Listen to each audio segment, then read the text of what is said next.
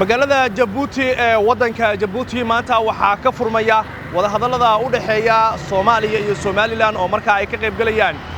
madaxweynaha Soomaaliya Maxamed Cabdullaahi Farmaajo iyo madaxweynaha Somaliland Muuse Biixi Cabdi iyo wufuud labada dhinac ka socota waxaana shirkaasi martigeliyay oo garwadeenka dawladda Djibouti madaxweynaha jamhuuriyadda Djibouti Ismaaciil Cumar Geele ayaana shirkaasi shir gudoominaya waxaa looga hadlayaa sidii labada dhinac isku soo dhawaasho iyo isafgarad ay ugu gaari lahaayeen khilaafaadka ka dhaxeeya Soomaaliya iyo Somaliland haddaba qaar ka mid ah shacabka magaalada Muqdisho ayaanu weydiinay aragtidooda ku aadan sida shirkaas ay u arkaan iyo waxa laga filan karo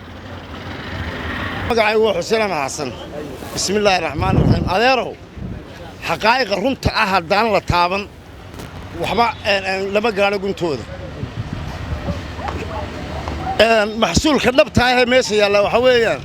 Muuse Biixi kuma dhaco inuu yahdo Soomaaliyan ku biiraya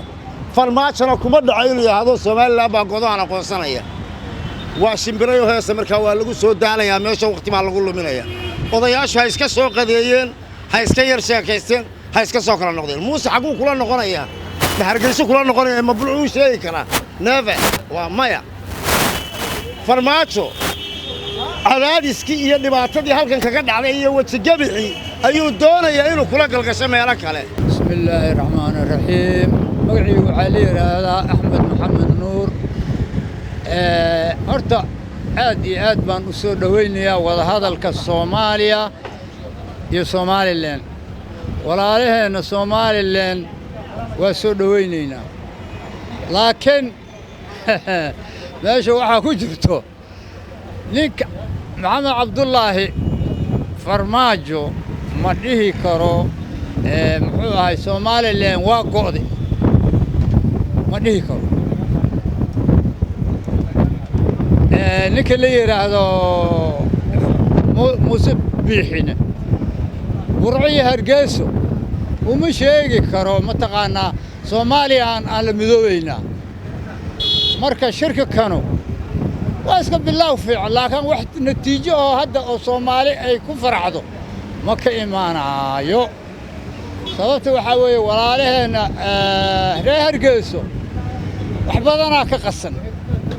waxay leeyihiin waa nala xasuuqay marxamarta aan joogno ta ka dhacdo iyaga horta ma ogyihiin yaa afar bilood ayaa xabadda waxay u socotay si waali ah oo qof nool iyo qof dhimatay wax la cunin xataa la waayay oo lees xasuuqo lees baabi'i magacaygu waa Xaaji Cabdullaahi Maxamuud Maxamed shirka ka furmaaya Djibouti oo u furmaaya Somaliland walaalaha Soomaaliyeed dhammaantood boqolkiiba boqolaan waxaan balyaynaa waana soo dhaweeynaa waxaan leenahay kii guulaysta Allah ka dhigo oo guudaga gaaro waxa waaye Soomaali kalama maaranto meel kasta joogto waa Soomaali hadda madaxda hadda meesha tagaysana bilaaw fiican Allah ku toosiyo ummadda Soomaaliyeed waxay ku aydo Allah ka soo bixiyo Allah waxa waaye hadda eema muuqato inay go'aano cad ay ka soo baxayaan shirkan is aragga koobaad waaye is aragga guul ku dhamaad Allah ka dhigo shirarka dambana waa la socon doonaa Soomaalina kalama maaranto Soomaalidan waa soo dhaweynaa Soomaaliyo dhamna waa isku mid waxa waaye way xagga ka dhacay intana waa ka dhaceen waxa waaye dadka hadda kuwa madaxda ah oo Soomaaliland madaxda ka ah ciidamadii waxa suuqay naftura kamid yahay daarsa ay kamid ahay marka cid kaliya waxay ma jirto marka Soomaaliya waxaan soo jeedaa inay iscafiso isku timaado madowdo mid naqato Soomaali kalama maaranto sharafteeda karaamadeena ay kor ahaataan bismillaahir rahmaanir rahiim magacaygu waa Cumar Cabdikariin Sheekh Cumar horta waa soo dhaweynayaa wadahadallada dib uga furmay Djibouti waxa soo dhaweynayaa dadaalada ay hogaamiyayaasha geeska Afrika ugu jiraan in mar labaad iyo midnimo la helo waxaasay doonayay inaan u yar bildaamiyo ama aan aragtideeda ka hadlo hogaamiyayaasha maanta Djibouti ku kulmay oo Abiy Ahmed Farmaajo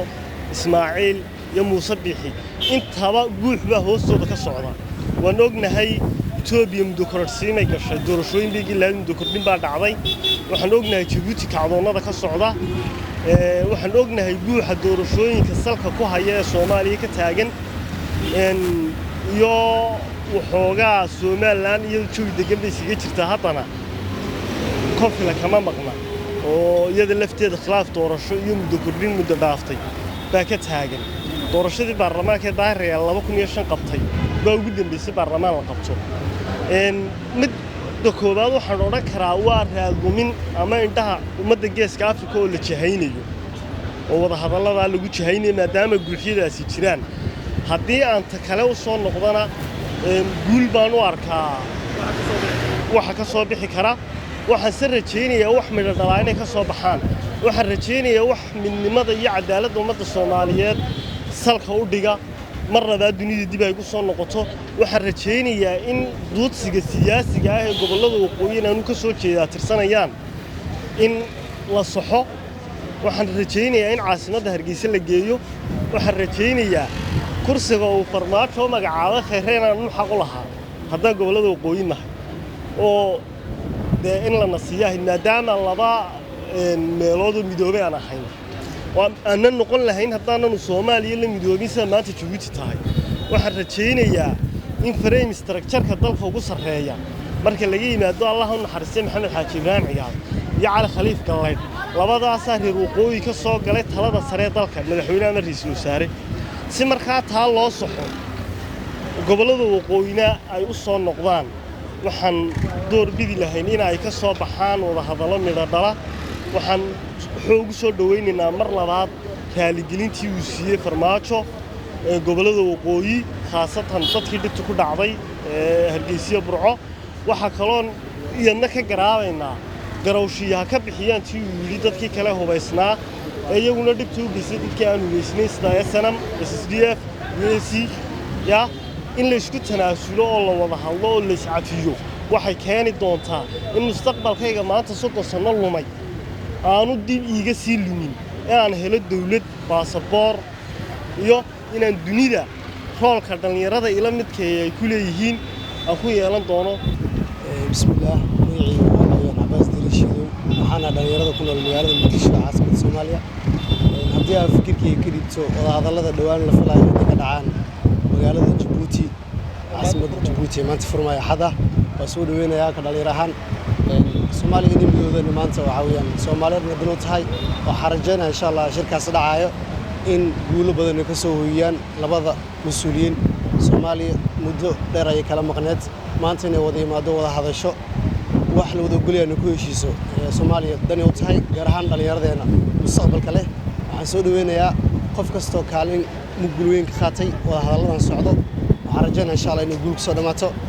dalka iyo dadka Ilaahay amiin insha Allah bismillaahir rahmaanir rahiim aniga waxa la yiraahdaa Sheekh Suudaan aragtidan waa aragti wanaagsan hay'adda Djibouti waa dal walaal ah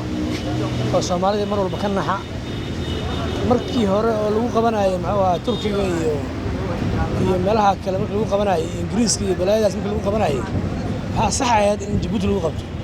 hay'adda Djibouti waa nin wanaagsan joogo walaalkeen ah Ismaaciil Umar Geelle khayr Allah siiyo waa nin Soomaalida aad u wanaxa waa nin mataqaana walaala waa nin mataqaana ma dhiig dhacaana ninkaas aniga waxaan isleeyahay hawshaas hadii uu gacanta maanta ku qabto guul weyn ay ka soo baxaysaa aaminsanaa insha Allah marka waxaan ku talinayaa in maaragtay labada dhinacba mataqaana maaragtay Soomaalinimada aan laga tagin oo hadii Ilaahay ku leeyahay la walaaloobo wixii mataqaana la sii wadi karan la sii wado dadku waa dad walaalaha bismillaahir rahmaanir rahiim waxaan leenahay rajada ma sha Allah aan leenahay aadan waan balyeynaa soo dhaweynta magacayga waxa la yiraahdaa Cali Jaamac Dhuujaal yiraahdaa soo dhaweynta wada hadalka walaalaha Soomaaliland iyo Soomaaliland laalankaan waxaan ma jiraan waa Soomaali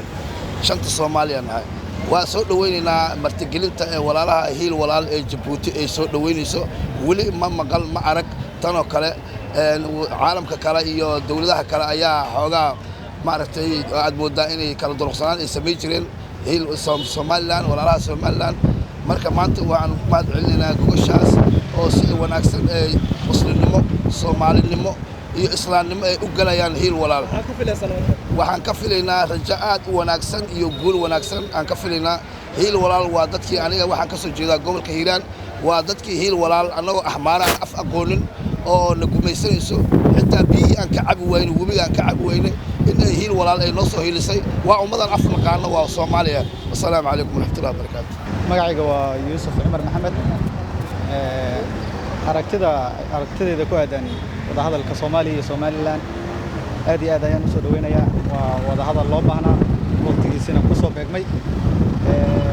wada hadalkan inuu ka duwan yahay wada hadaladii hore waxaad ka dareemaysaa waqtiga ka qayb galaya labada dhinac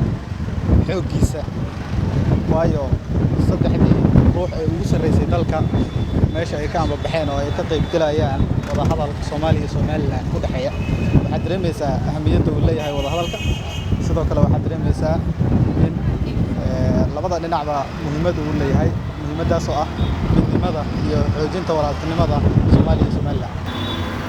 shirka wada hadallada Soomaaliya iyo Somaliland ee maanta Djibouti ku furmaya ayaa waxa uu ku soo aaday xilli waqtiga dawladda Soomaaliya ee uu hogaamiyo Maxamed Cabdullaahi Farmaajo waqtiga xilheynteedu uu gabagaba yahay iyadoo markaa dawladdana lagu dhaliilayo waqtiga ay wada hadallada bilowday